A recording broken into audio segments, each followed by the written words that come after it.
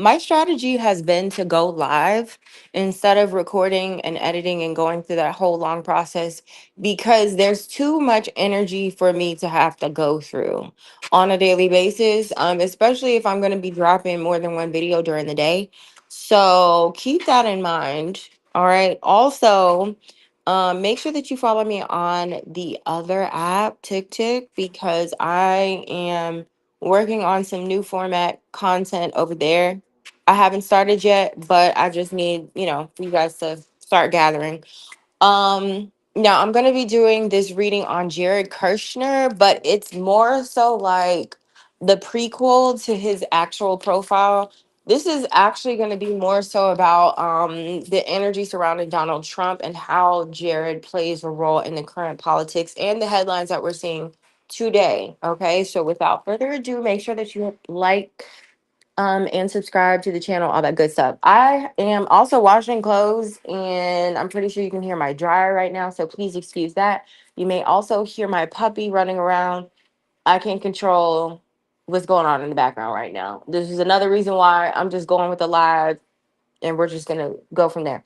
All right, so I did this reading actually a couple of days ago, and the only reason why there was like no rush for me to get it out is because there are layers and levels of like yellow tape around it. And I think that's intentional so that ultimately the collective mind can't really figure out what they need to focus on. Okay. So what I mean by that is there's enough distractions going on in like the political sphere, in the world news and all that, to where we can be distracted in so many different avenues, and that is by design.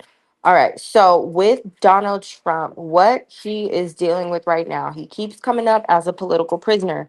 I'm telling you, there is something about the people that the powers that be, we have already come to the understanding of what it could mean to be like a Manchurian candidate, or to have like higher powers playing out in the shadows. But there is something to be said about this new energy that's been coming through in these readings, where we're seeing leaders in their position playing their roles, but we're not seeing the invisible gun that's being pointed.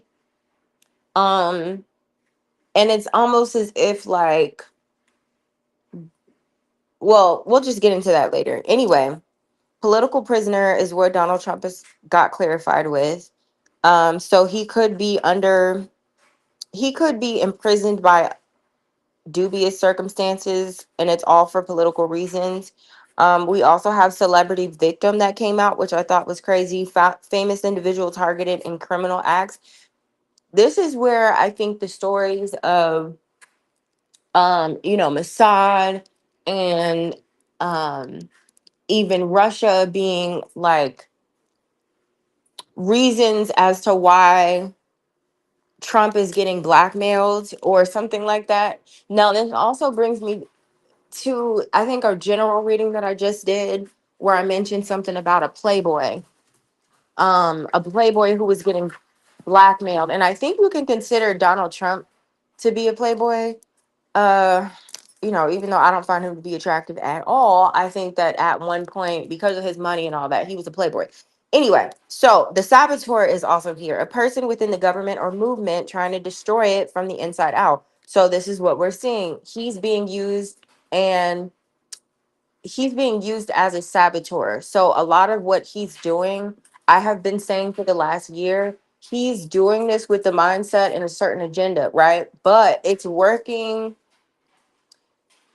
It's going to overall work for the greatest good of everyone, but it's too much bullshit in between. And so many other things could be like, his motives could be distorted through a lot of actions that other people are doing, not putting the blame on other people. Again, it's a lot in this reading, so stay tuned for all of these little turns that we're going to go through. Now, the Mandela effect, and now I'm remembering why I took a time, like a time out for this reading, because it was just a lot.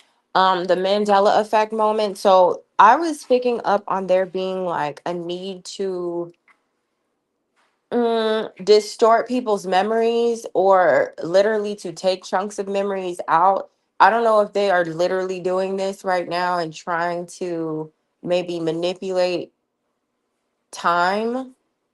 I know that sounds very elaborate, but they could be doing this through CERN as a way to kind of get people in a certain mindset on a different timeline so that they can make certain things more palatable to us. Um, but there's a need for that. Or there's just like, or they are scrambling because we haven't forgotten certain things, or we're piecing together back history information that's going to make this mega quake situation come out, because this mega quake could speak to a, you know, a natural disaster. We are seeing more and more of them happen, but this does feel more like this is an energy of devastating um shakeups that can cause like widespread destruction. Okay, so it's a very vulnerable state right now.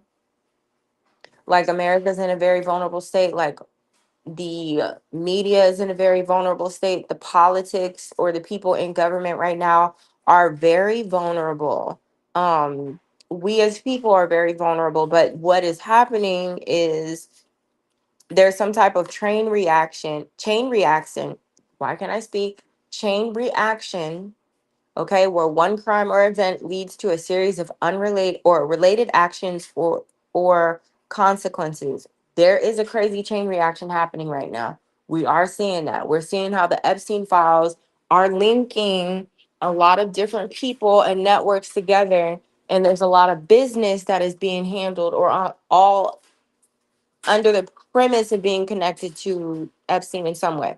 Now, what is imminent? There is some type of imminent strike. It says meteor strike, but I don't think that's what it is. I think this is more so about like a big boom or a big um blast of some sort. It could be literal. This could be talking about like Iran. I don't know. We'll see. Before the end of the year, it's expected though. Some type of imminent strike or some type of big oh my god moment is gonna happen by the end of the year. Or this could be the theme for the year, especially since I'm doing this reading still at the beginning of the year. I feel like before Chinese New Year, everything is still um it's almost as if the energy tone, the tone for the year is still being set right now. Okay, so now let's get into what's going on as far as the stories that Trump is trying to temper. Bossy, get out of there. Hey, didn't I say get out of there? I can't do this. This is why, Lord, this is why you cannot have children. Um, okay, anyway. So the new Cold War came out. I don't know if you guys remember or heard of it. Um, because I don't think I had ever heard of this before in my life, but maybe I did and I just forgot about it. Um, but so they mentioned that we were 58 seconds on the clock for the doomsday clock or something, like 50 seconds away from, I guess, a nuclear kind of situation. I'm assuming this has to do with Iran or maybe all the other proxy wars. I don't know. But either way, the new Cold War came out. And I think this is part of what Trump is like trying to avoid or either creating without him knowing, like walking us into some type of standoff between major world powers. I think that's a part of what's imminent as well. It does feel like there is some type of global trade war happening right now. And what they're trading is kind of like up in the air. They may say it's one thing, but it has to do with a whole nother thing. Okay. I did pick up on a few other readings ago, something about resources, but again, those resources are like in question. Now, gerrymandering came out, which is a manipulation of electoral boundaries to secure power for specific parties to ensure same groups stay in control. This is another reason why we're seeing this like obsession with expanding the United States. It's like a research thing. It has to do with the AI stations and centers that they're trying to create and needing a more available space, but then it also has to do with trying to get their ducks in a row before this imminent strike. Not to say that America is going to be strike, but there's going to be some type of big event. We are due for one if you think about it. Like it's been a while since we've been real scared about some shit. Like, and I mean really scared. Like not just like, oh, this one person died. Like where they often like 3 to 6 thousand of us at a time, So there's something going on with that in another country, or this looming doom that they're trying to create for the public to be worried about. All right. And it's all an effort to make it seem like, oh, America's just trying to, you know, claim territory that's theirs. It's more so about positioning in the event that there was a war between major powers. It's a way of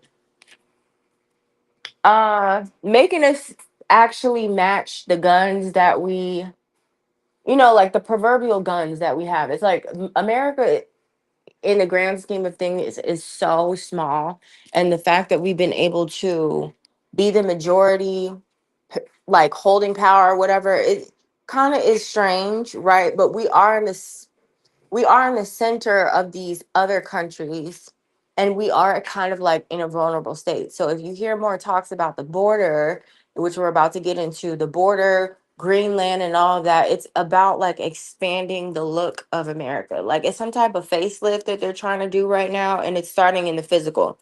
All right, now this is another story that is being tempered, or there is effort for it to temper.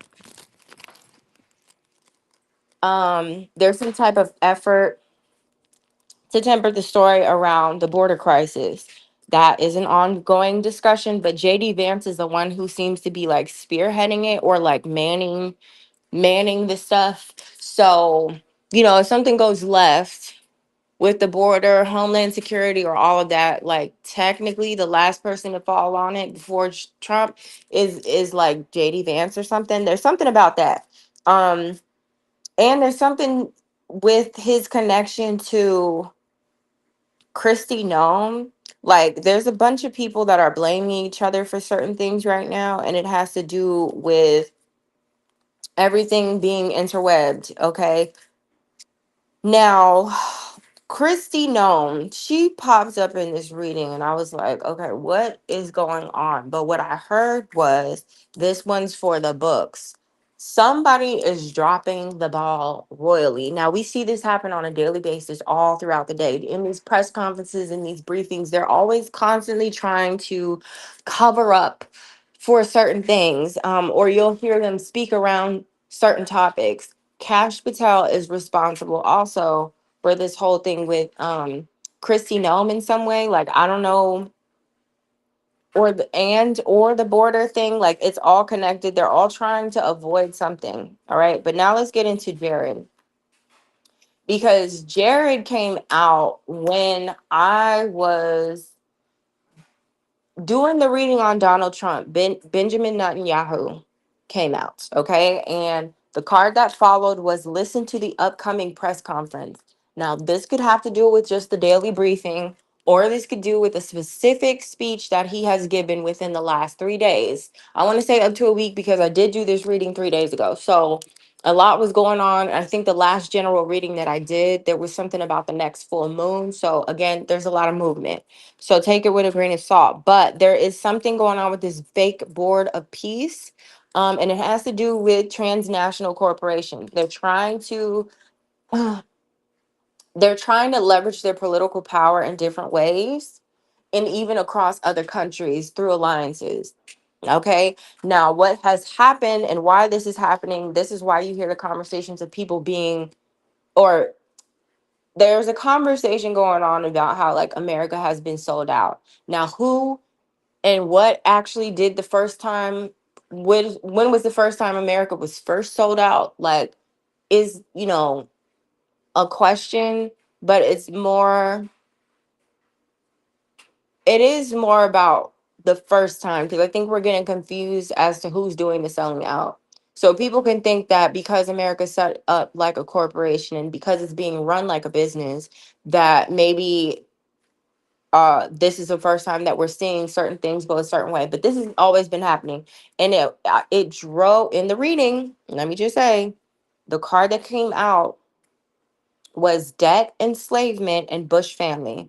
So, my interpretation of this is that the Bush family, which we know as an American political family with connections to, significant influence in global politics, they are responsible for why we are in these global debt traps that are basically being used to subjugate other nations. So, um, we are going to also be fighting against something significant, and this is why we have Netanyahu in our pocket, and they may be trying to break away from us um,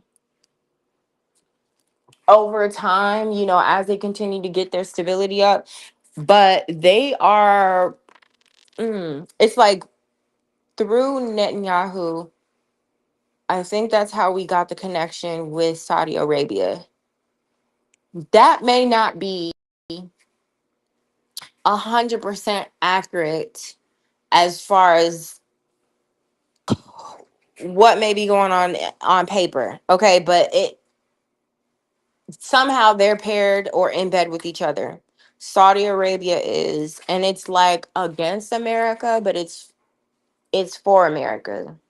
Or with America. I don't know, whatever. Anyway, we have Saudi Arabia here, which we know is a major oil producer. They also have a lot of influence in global energy markets and Middle Eastern politics. So they kind of would be the big brother or the liaison between us and these other smaller countries in a way, right? Because they have all this money. Now they're trying to develop something where the petrodollar collapse, okay, is here. So this is something where it's like a fall of oil-backed currencies and the shift to new economic power structures. So this is what Netanyahu is developing. And I think this kind of like makes a lot more sense now as to why there is so much conversation about the Epstein files and how that really gets into things because, and I want to do an update on him too. I did a reading on him once before Epstein, but he's showing up so much more so now, especially because of these new drops in the files. But um there is also something about